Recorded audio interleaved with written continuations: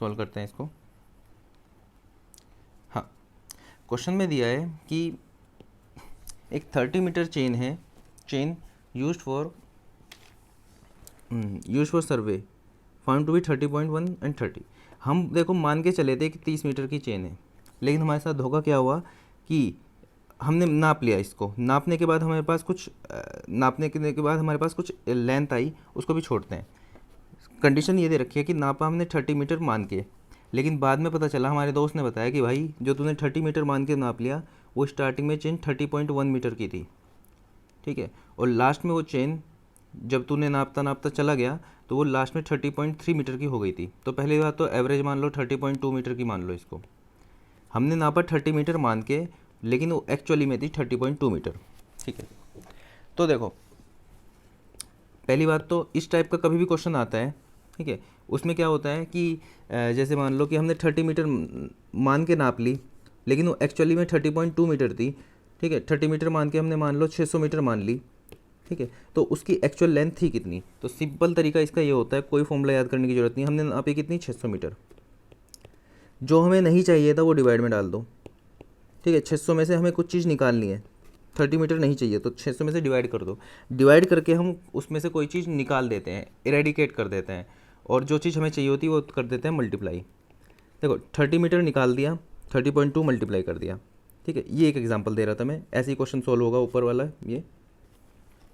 अब इसने क्या बोला, आगे बढ़ते हैं क्वेश्चन को।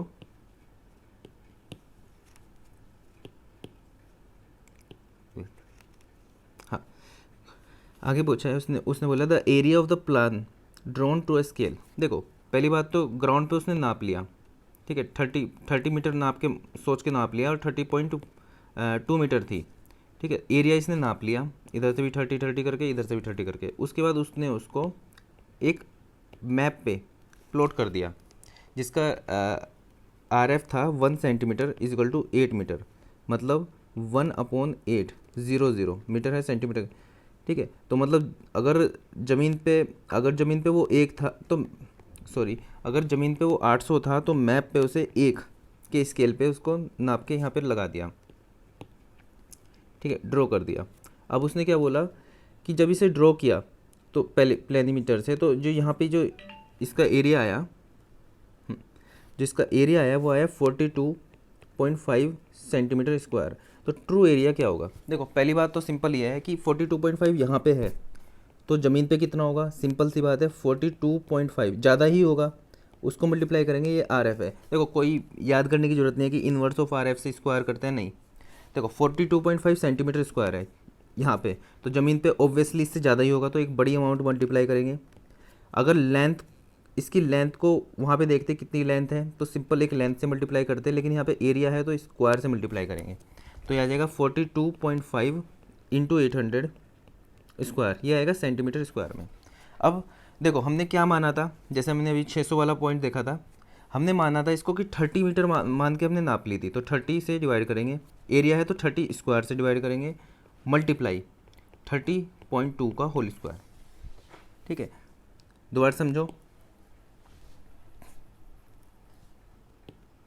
पहला मैप से फील्ड पे आए, मैप कितना था 42.5, फील्ड पे आने के लिए 800 का होल स्क्वायर, 800 का 800 ही क्यों, क्योंकि 1/800 इसका RF था, ठीक है।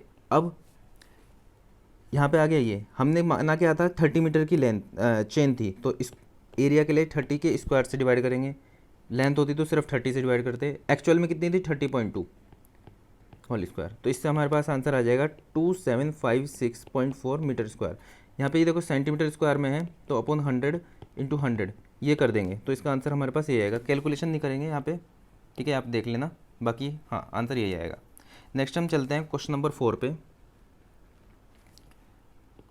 इन plane table survey both horizontal and vertical distances will be obtain directly. देखो प्लेन टेबल सर्वे की बात आ गई, तो मैं प्लेन टेबल सर्वे से रिलेटेड कुछ क्वेश्चन भी आपको एक्स्ट्रा भी बता दूंगा इसके अंदर।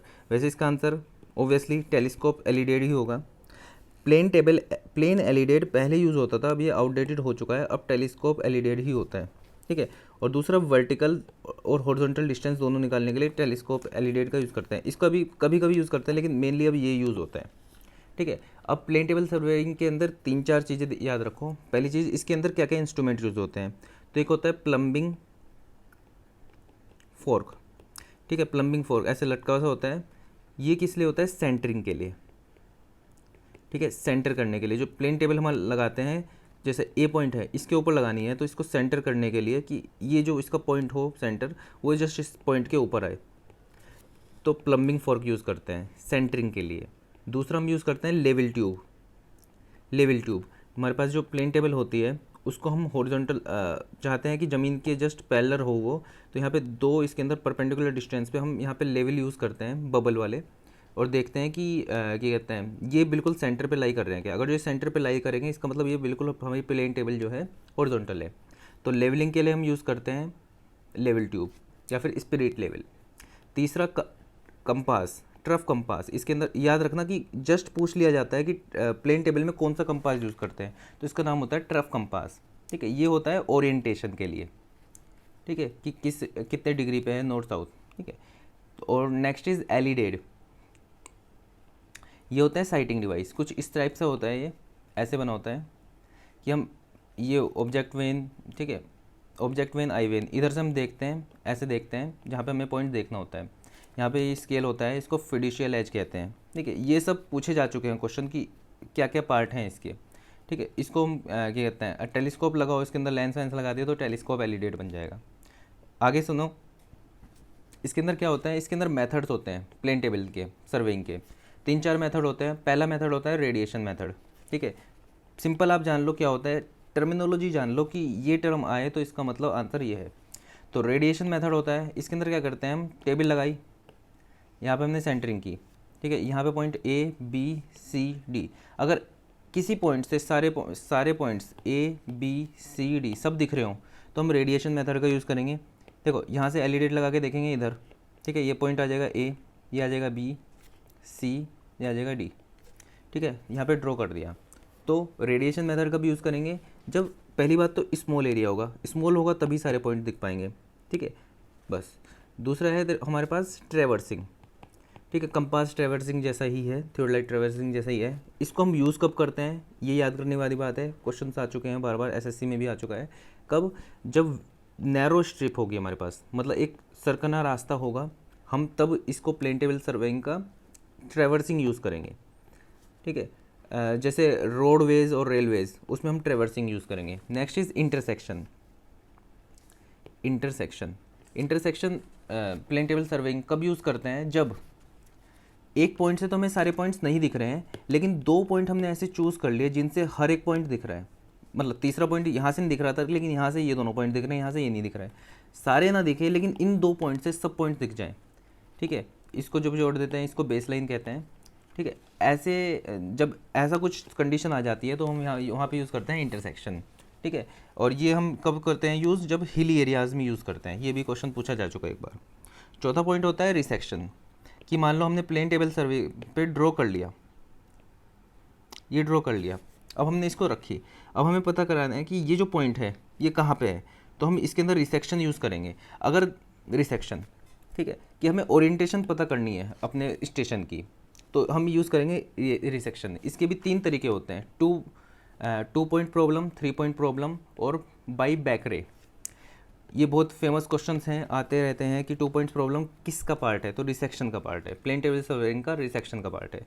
अगर 2 पॉइंट की हेल्प से हमने ओरिएंटेशन पता करी, 2 पॉइंट की हेल्प से हमने ओरिएंटेशन पता करी, तो इसे कहेंगे 2 पॉइंट प्रॉब्लम। 3 पॉइंट की हेल्प से हमने पता करी तो हम इसे कहेंगे 3 पॉइंट प्रॉब्लम, ठीक है।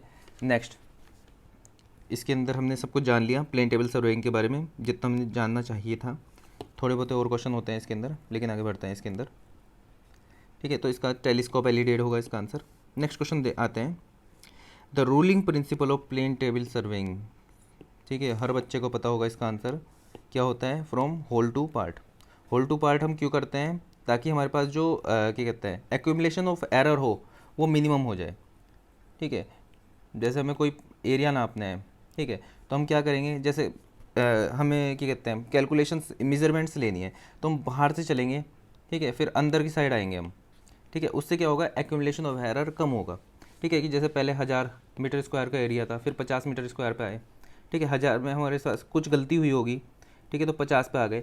यहाँ पे क्या होगा, अगर हम छोटे से बड़े में जाएंगे तो मान लो हमने इसको गलत नापा, तो बड़ा एरिया में वो चीज़ ऐड हो जाएगी और ऐड हो जाएगी, ऐड होती चली जाएगी। शायद मैं आपको उतनी अच्छे से समझा ना पाया हूँ, लेकिन आपको क्वेश्चन जरूर हो जाएगा इसका कि फ्रॉम होल टू पार्ट।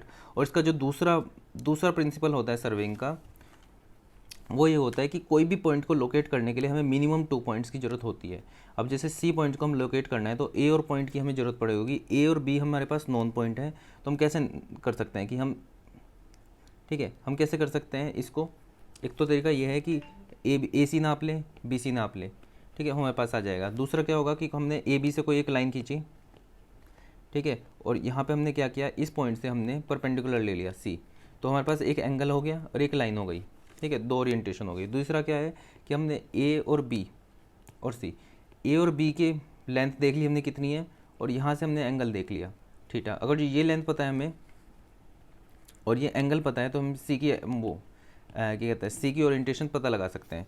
चौथा पॉइंट क्या है हमारे पास कि अगर हमने ये एंगल θ1 θ2 ओरिएंटेशन सिर्फ दो पॉइंट की मदद से हमें तीसरा पॉइंट निकालना है, ठीक है। यहाँ पे θ1 θ2 पता है हमें, तो हम सी निकाल सकते हैं, ठीक है। कुछ और पॉइंट्स इसके अंदर देख लेते हैं, ठीक है। तो हाँ, इसका आंसर 2 हो जाएगा।